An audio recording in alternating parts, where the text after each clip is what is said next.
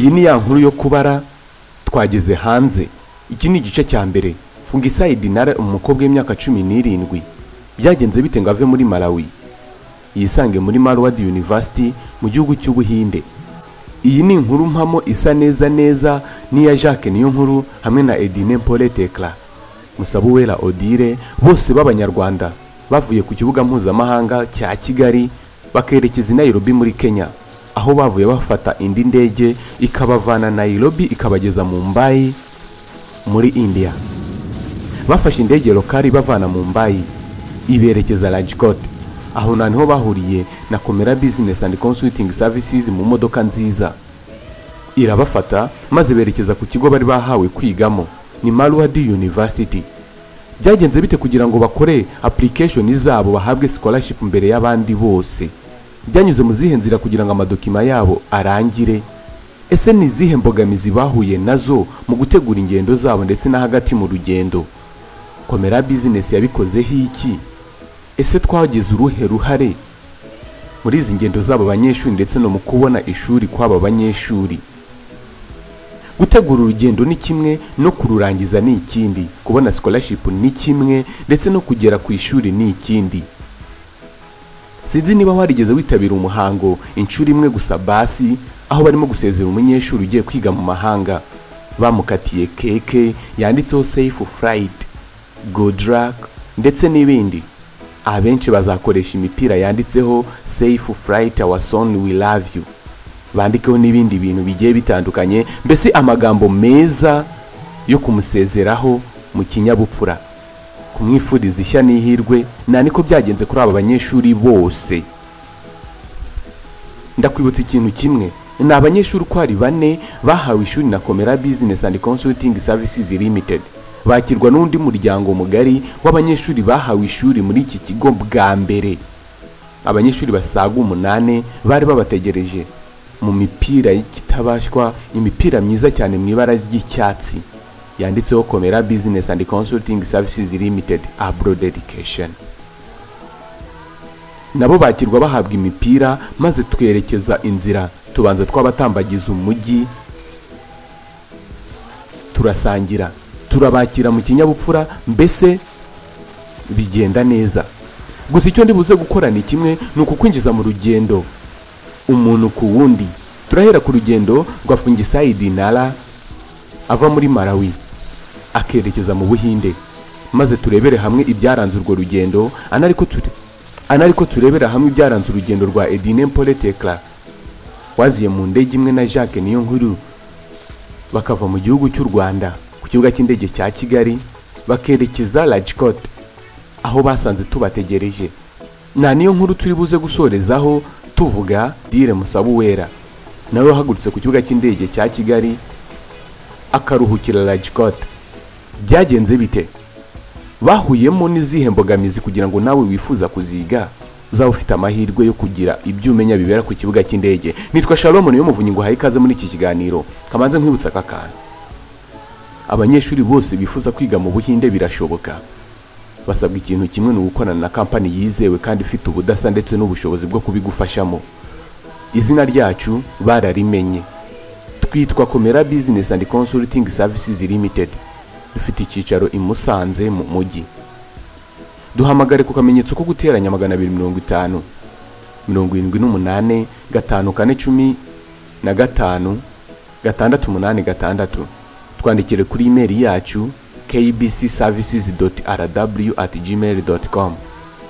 Ushobora no guhita uhamagara byoroshye kuri WhatsApp CEO akamenyetso ko guteranya 91 97 2 71 5 Turakwakirana ubwuzu maze tugushakire scholarship. Ikiza cyacu twe turi abanyamwuga, kandi urebye dusa n'abakorera ubuntu. Twimirije imbere ibijyanye n'uburezi buteye imbere mpuzamahanga. Dufite ibyangombwa twahawe n'ikigo cy'igihugu gishinzwe iterambere mu Rwanda RDB. Turi kampani yanditse kandi yemewe. Gukorana natwe ntako bisa. Witindiganya, sanga abandi bana mu Buhinde maze muryoshye. Sanga abandi bana mu Buhinde, sanga abandi bana muri Australia no muri Aziya. yose tutibagiwe na Malaysia. Mu minsi mike turafungura channel cyangwa se turafungura amayira yo kwerekeza muri Europe. Biragusaba kubana natwe iminsi yose kugira ngo ujye umenya ahantu ibintu byawe bigeze. Nyemera tubanze twiragiza Imana muri iyi ndirimbo ya Gladness Choir, niturangiza tubavire mu zibijyanye n'uru rugendo. Niba utarakanda subscribe kuri Komera BC uzacikwa, bikore nonaha. Ikaze.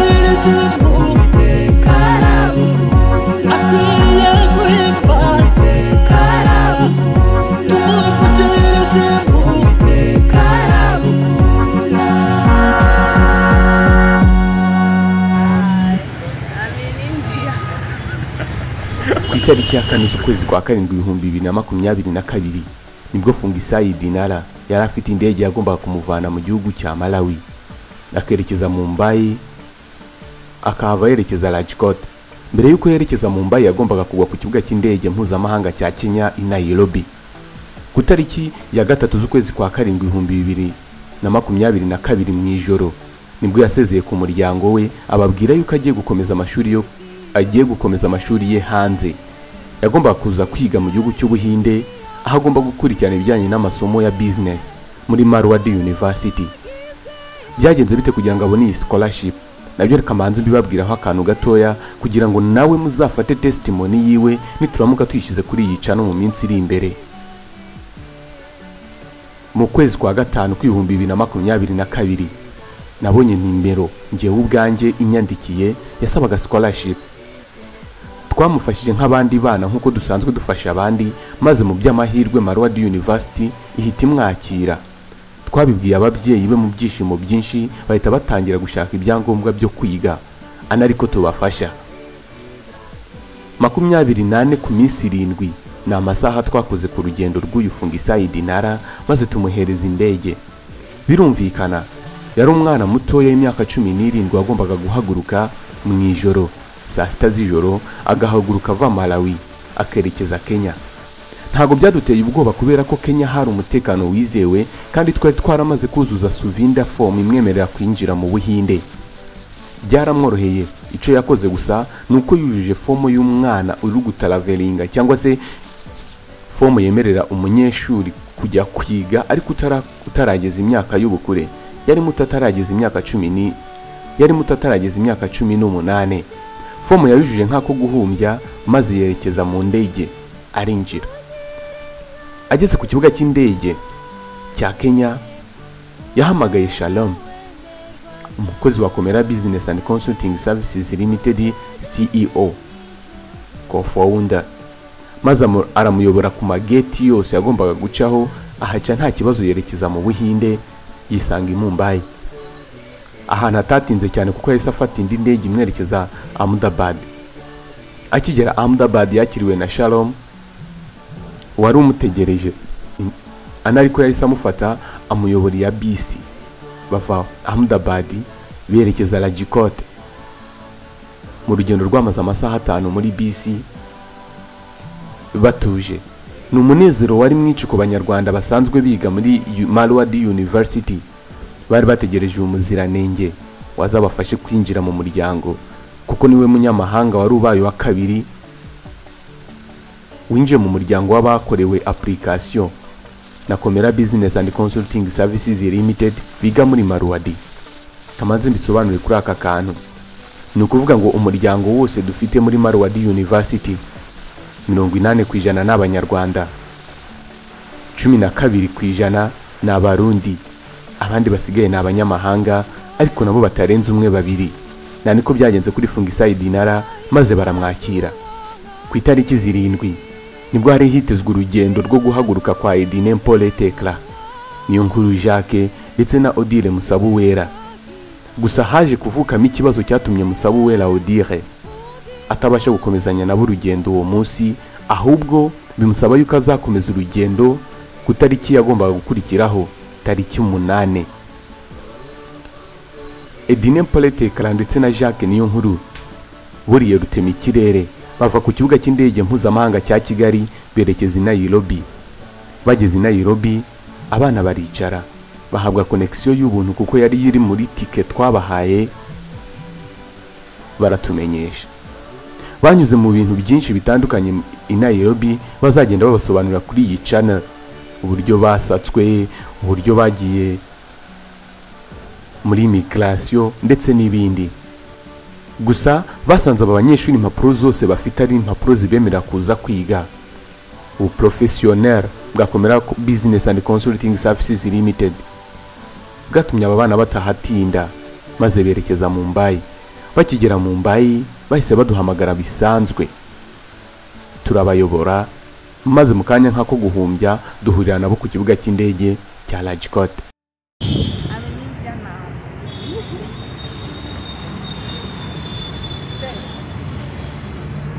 Hi, I am in India. Ku munsi wakurikiyeho rero nta niwo munsi aba bana bari bamaze kuruhuka, bihuje n'undi muryango usanzwe uri w'Abanyarwanda muri Marwadi University. tuberekeza mu mujyi wa Rajkot muri restaurant aho twagomba gufatira amafunguro hamwe yo kubakira. Mu rugendo tugenda abana bagiye baganira n'abandi bishimye, mbese ubona babakiriye mu muryango n'ukuri, babafasha buri kimwe cyose mu gushaka imirongo cyangwa se sim cards zo mu Buhinde, kubuzuriza ibyemezo bibemerera kuba mu Buhinde ndetse n'ibindi. Barafashijwe cyane. Ku tariki ya 9 rero nibwo Musabuwera Odire saa 6 z'ijoro nawe yahagurutse ku kibuga cy'indege cya Kigali yerekeza i Nairobi nk'abandi, ahava yerekeza Mumbai nawe yisanga Rajkot, aho yahuriye nabwo n'umuryango mugari wa Komera Business and Consulting Services Limited. Duhera ko natwe turamwakira tumwinjiza mu wundi muryango. Aba banyeshuri bose bagiye bakirwa na Komera Business and Consulting Services ubwacu, ntabwo twemeye ko hagira undi muntu n'umwe bakira. Muri byinshi twakoze, twatembereje abana tubereka umujyi, nubwo dusa nkaho tutaberetse ikintu na kimwe. Duteganya no kuzabatembereza tukabereka ahandi hantu heza, maze amafoto bafashe menshi cyane bakayongeraho ayandi. Ndagira ngo nanjye nkubaze akantu kamwe, nawe urumva ushaka kuzajoyininga cyangwa se kuzisanga muri uyu muryango? Ese urumva yuko umwana wawe nawe akeneye kwiga mu mahanga, akisanga mu Buhinde nk'abandi, akisanga Malaysia, Australia ndetse n'ahandi ku isi? Tugane tugufashe. Iminsi 25 irahagije kugira ngo umwana wawe tube twamuboneye ishuri ryiza. Birashoboka yuko umwana wawe cyangwa se wowe ubwawe dushobora kukubonera ishuri aho utazishyura ikintu na kimwe. Birashoboka cyane yuko dushobora no kukubonera ishuri uzishyura amafaranga yo kurya gusa. Hari naho uzishyura 30% cyangwa se 20% cyangwa 50%. Icyo tukwijeje, turi abanyamwuga. Turabashimiye mwebwe mwemeye kubana natwe muri iki kiganiro. Tuzahure ku kindi kiganiro. Ciao.